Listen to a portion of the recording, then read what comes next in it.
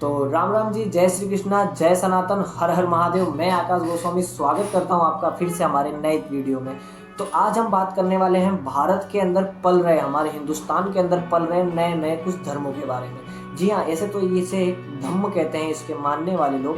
तो आज हम इसी के बारे में बात करेंगे। इस धम्म का नाम है 22 प्रतिज्ञा लिए हुए नकली बुद्ध। हम नकली बुद्ध क्यों कह रहा हूँ, क्योंकि ये आने वाले समय में सनातनी हिंदुओं के लिए बहुत ही जहर के समान है। जी हाँ, सनातन हिंदू धर्म के लिए जहर के समान है और हर एक सनातनियों के लिए ये धम्म एक जहर के समान है। तो इस धम्म को बारे में बताने से पहले मैं आपको बता दूं कि वीडियो में लास्ट तक बने रहना। इस धम्म की शुरुआत से लेकर के अभी ये धम्म भारत के अंदर क्या क्या काम कर रहा है, इसको मानने वाले लोग भारत के अंदर किस तरीके से जहर फैला रहे हैं, सबके बारे में बात करेंगे। लेकिन उससे पहले हम जानेंगे इस धम्म के स्थापक कौन थे, यानी कि इस धम्म को स्टार्ट किसने किया था, इसकी शुरुआत किसने की। तो इस धर्म के संस्थापक का नाम है डॉक्टर भीमराव सकपाल। क्या हुआ, नहीं पहचाने?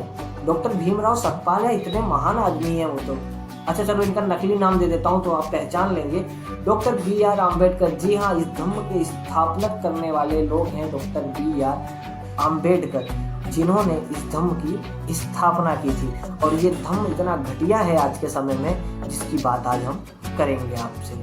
तो बने रहे वीडियो में लास्ट तक और स्टार्टिंग से देखिए कि आम्बेडकर ने किस प्रकार से इस धम्म को शुरुआत। 22 प्रतिज्ञा लिए हुए नकली बौद्ध धर्म के कर्ता धर्ता थे डॉक्टर बी.आर. आम्बेडकर। और डॉक्टर बी.आर. आम्बेडकर को ऐसी क्या जरूरत पड़ गई कि उन्होंने इस नए नकली धर्म को बनाया। तो वो समय था 1952 का, जब भारत देश का, हिंदुस्तान का पहला लोकसभा चुनाव हो रहा था। इस चुनाव के अंदर डॉक्टर बी.आर. आम्बेडकर मुंबई की उत्तरी लोकसभा सीट से अपना चुनाव का पर्चा भरा था, फॉर्म भरा था और मैदान में उतरे थे। इसी लोकसभा सीट से कांग्रेस ने भी अपने एक प्रतिनिधित्व को उतारा था, जिनका नाम था श्री नारायण कजरोलकर जी। श्री नारायण कजरोलकर जी दूध के एक छोटे से व्यापारी थे, जो गाय के दूध को, भैंस के दूध को बेचते थे, यानी कि ग्वाला का काम करते थे श्री नारायण कजरोलकर जी।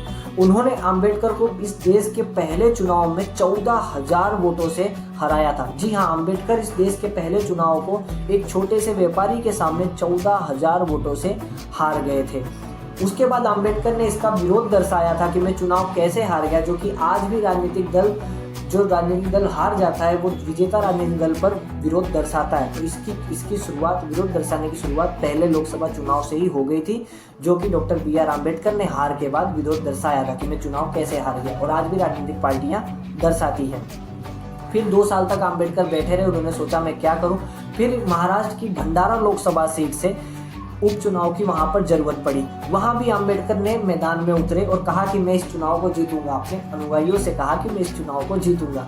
लेकिन मुंबई उपचुनाव यानी लोकसभा, भंडारा लोकसभा सीट का भी उपचुनाव 1954 में लड़ा गया और 2 साल बाद भी आम्बेडकर इस चुनाव को 8,000 वोटों से हार गए। जी हाँ, दूसरा चुनाव भी आम्बेडकर हार गए। पहला चुनाव हुआ 1952 में, जो कि मुंबई की उत्तरी लोकसभा सीट से आम्बेडकर ने फॉर्म भरा, उसको भी 14,000 वोटों से आम्बेडकर हारे। दूसरा उपचुनाव हुआ था 1954 में भंडारा लोकसभा सीट से, उसको डॉक्टर बी.आर. आम्बेडकर 8,000 वोटों से हारे थे। 2 बार चुनाव हारने के बाद आम्बेडकर को पता चल चुका था कि मेरे राजनीतिक करियर का कुछ होने वाला नहीं है। फिर आम्बेडकर ने ये सोचा कि मैं ऐसा क्या करूं कि लोग मुझे जाने या कुछ भी आम्बेडकर को लोग याद रखें।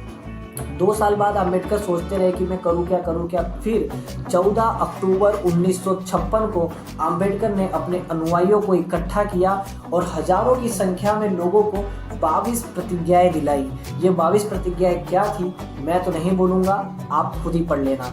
जी हाँ, इस 22 प्रतिज्ञा में ये सब ऐसी चीज़ें लिखी थी कि मैं ब्रह्मा विष्णु महेश को नहीं मानूंगा, मैं किसी भी सनातन हिंदू धर्म को नहीं मानूंगा। यानी कि उन्होंने हजारों लोगों को साथ मिलकर के सनातन धर्म को छुड़वा। तो 22 प्रतिज्ञा दिला करके हजारों लोगों को धर्मांतरण कराया था, जो कि इस भारत देश का, आज़ाद भारत देश का पहला धर्मांतरण था, जो कि डॉक्टर बी.आर. आम्बेडकर ने हजारों लोगों को करवाया था।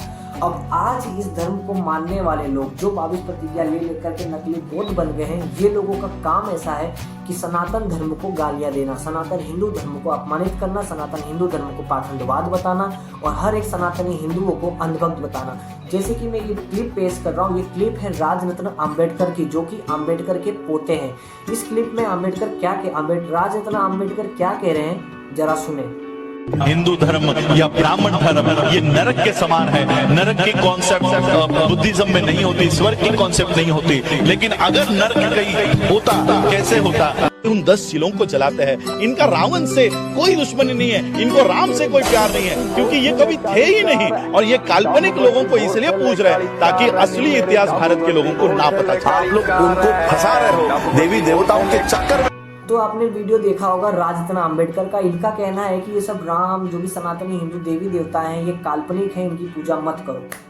मैं राज रत्न आम्बेडकर को सिर्फ इतना ही कहूंगा, ज्यादा कुछ बोलूंगा तो ये फिर SC/ST एक्ट लगा देंगे। पता नहीं बौद्ध धर्म में भी SC/ST एक्ट की उत्पत्ति कैसे होने लगी। वो तो सिर्फ हिंदुओं के जो SC/ST कैटेगरी में आते थे उनके लिए था, लेकिन आजकल ये नकली बुद्ध बने फिरे जो घूम रहे हैं, जो अपना धर्म छोड़ दिए हैं, ये भी SC/ST का गलत तरीके से उपयोग कर लेते हैं। तो मैं राज रत्न आम्बेडकर और उनके चाहने वालों को सिर्फ इतना ही कहूँगा कि राज रत्न आम्बेडकर जी, आपके जो बाप थे उनके बाप थे आम्बेडकर, BR आम्बेडकर, और BR आम्बेडकर के जो बाप थे उनका नाम भी रामजी सतपाल था। तो जरा पता कर लेना, नाम के पीछे राम था, ठीक है, बुद्ध नहीं था। तो ये 22 प्रतिज्ञा लेकर के एक नकली बुद्ध तो बन जाते हैं, लेकिन पता नहीं क्यों हिंदू सनातनी जातियां अपने नाम के पीछे जोड़ कर रखते हैं। अब इनके पीछे इनका क्या मार्केट है वो हमें नहीं पता चला, इनके पीछे इनकी मकसद क्या है, इनकी मान्यता क्या है, हमें नहीं पता। लेकिन मैं इतना कहना चाहूंगा सभी नीलांडू भीमांडू 22 प्रतिज्ञा लिए हुए नकली बुद्धों से कि अगर तुमने जब अपना धर्म बदल लिया है, तुम 22 प्रतिज्ञा लेकर के बौद्ध बन गए हो, तो कम से कम अपना नाम तो चेंज करो। तुमसे तो अच्छे इस्लाम धर्म के लोग होते हैं, जब वो इस्लाम में परिवर्तित होते हैं या इस्लाम में कन्वर्ट होते हैं तो कम से कम अपना नाम भी बदलते हैं। लेकिन तुम उस जहर के पुतले हो जो अपना नाम नहीं बदलता, सनातनी हिंदू जातियां लगा करके रखता है। सनातनी हिंदुओं को बाप बनाने का ज्यादा ही शौक चढ़ा है क्या? तो मैंने एक छोटी सी रिसर्च की थी कि 22 प्रतिज्ञा लेकर के नकली बुद्ध बनने के बाद भी ये नीलांडू भीमांडू अपने नाम के साथ हिंदू टाइटल और हिंदू जाति हिंदू नाम क्यों लगाते हैं। तो इनका एक सिंपल सा फंडामेंट है कि जो OBC SC/ST में जितने भी लोग आते हैं उनको ये पूरी तरीके से कन्वर्टेड करना चाहते हैं। जैसे कि मैं एक क्लिप दिखाना चाहता हूँ, इसका नाम है डॉक्टर लक्ष्मण यादव। बोलो डॉक्टर लक्ष्मण यादव, और इसकी जरा क्लिप देखो ये क्या बात कर रहा है। श्री राम वाले अगर डरते हैं तो जय भीम वालों से ही डरते हैं, ये मेरा भरोसा भी बना हुआ है। तो देखा ना आपने, पूरी वीडियो को मैं ज्यादा क्लिप ऐड करते जाऊंगा तो वीडियो लंबी होती जाएगी। लेकिन इनका एक ही मकसद है, OBC में जितने हैं उनको कन्वर्टेड करा करके जो है नकली बुद्ध बनाना, हिंदुओं को खत्म करना, इनका एक मेन एजेंडा है। तो इनका नाम था लक्ष्मण यादव। ये कहाँ के यादव हैं, कैसे यादव हैं, हमें नहीं पता। तो ये यादव समाज के पहले भी 2 वीडियो मैंने अपलोड कर चुका हूँ कि ये लोग यादव नाम रख करके अपने नाम के पीछे यादव टाइटल लगा करके यादव समाज के बीच में जाकर के कैसे बात करते हैं, यादव समाज को किस तरह भड़काते हैं, वो 2 वीडियो मेरी अपलोड हो चुकी है। उसका लिंक मैं डिस्क्रिप्शन में डाल दूंगा, उसको भी जरूर देखें। दूसरी OBC जाति जैसे कि पटेल हो गई, कुर्मी हो गई, पटेल कुर्मी हो गई, और सबसे ज्यादा मौर्य खुशवा। जी हाँ, मौर्य खुशवा का तो ये लोग इतिहास चुराने में इतने एक्सपर्ट हो गए, ये नकली 22 प्रतिज्ञा लिए हुए बुद्ध, कि उनके पूरे के पूरे इतिहास को इन्होंने चुरा करके मौर्य खुशवा को तो SC/ST का बता दिया। अबे इनको बताओ, ये जो यादव पटेल कुर्मी और मौर्य खुशवा सैनी जो है ये सब क्षत्रिय हैं। अब इनके ये पल्ले में नहीं, ये लोग उन समाज के बीच में जाएंगे, अपना नाम बताएंगे कि मैं पटेल हूँ, अपना नाम बताएंगे कि मैं मौर्य हूँ, अपना नाम बताएंगे कि मैं खुशवा हूँ, अपना नाम बताएंगे कि मैं यादव हूँ, और उन समाज को जाकर के भड़काएंगे, फुसलाएंगे कि तुम सनातन धर्म को छोड़ दो। हमारे अशोक सम्राट हमारे थे, उन्होंने बौद्ध धर्म को किया था। मैं कहना चाहता हूँ अशोक सम्राट ने बौद्ध धर्म के अनुयायी थे, लेकिन उन्होंने कभी भी सनातन धर्म का विरोध नहीं किया, सनातन धर्म में चल रही प्रथाओं का कभी विरोध नहीं किया। वो सिर्फ बुद्ध के शरण में गए थे।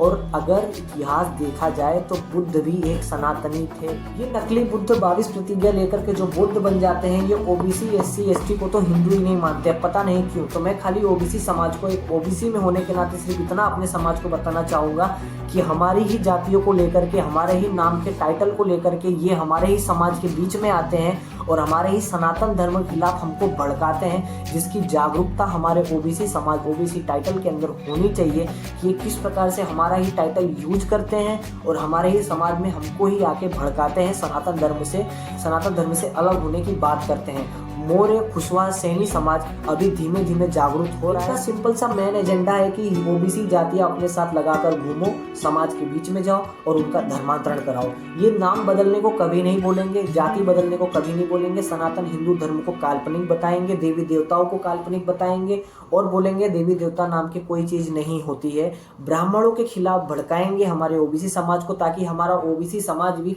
कन्वर्टेड हो जावे, नकली बौद्ध धर्म में बन जावे। मौर्य कुशवा सैनी समाज जो है वो एक सनातन की शाखा ही है। क्षत्रिय कुल में आते हैं। ओबीसी समाज के अंदर इनको रखा गया है, ओबीसी कैटेगरी में इनको रखा गया है, लेकिन उसका मतलब ये नहीं है कि ये भी अपना इतिहास भूल जाए। मैंने बहुत से मौर्य कुशवा सैनी जो ओरिजिनल है, इन नकली वालों के भड़काने में उनको भी आते हुए देखा है। मैंने बहुत से यादवों को भी आते हुए देखा है। तो अपने इतिहास को बचाना आप सबकी जिम्मेदारी है। एक ओबीसी में होने के नाते मैं सिर्फ इतना ही बता सकता हूँ कि मेरे समाज के अंदर भी ये 22 प्रतिज्ञा वे नकली बुद्ध घुस चुके हैं, आपके समाज में भी घुस चुके हैं। जागरूकता आपको ही फैलानी है कि कैसे इनको रफा दफा। तो ज़्यादातर तो ये नकली बुद्ध 22 प्रतिज्ञा लिए हुए जो अपने आप को नकली बुद्ध मान लेते हैं। पहली बात तो 22 प्रतिज्ञा लेकर के कोई बुद्ध नहीं बनता, इनको ये चीज़ें नहीं पता। तो ये जो 22 प्रतिज्ञा लेकर के नकली बुद्ध बन जाते हैं, भीमटेन नीलांडू, मैं सिर्फ इन नकली बुद्धों से इतना ही कहना चाहूँगा कि अगर आप लोग के अंदर थोड़ी सी शर्म हो तो अगर धर्म परिवर्तन करते हो तो उसके साथ में अपनी जातियां भी हटा लो। और अगर SC ST OBC अगर इनको धर्म छोड़ना होगा तो ये खुद छोड़ देंगे। आप लोग भड़का फैलाना, फुसलाना, अंबेडकर के नाम पे, जय भीम के नाम पे लोगों को भड़काना, देवी देवताओं को गालियां दे करके सनातन धर्म को पाखंडवाद बताना, हिंदुओं को अंधभक्त बताना, ये कब तक करोगे? जिस दिन रडार पे आ जाओगे ना, उस दिन तुम्हें बचाने वाला कोई नहीं मिलेगा। ध्यान रखना।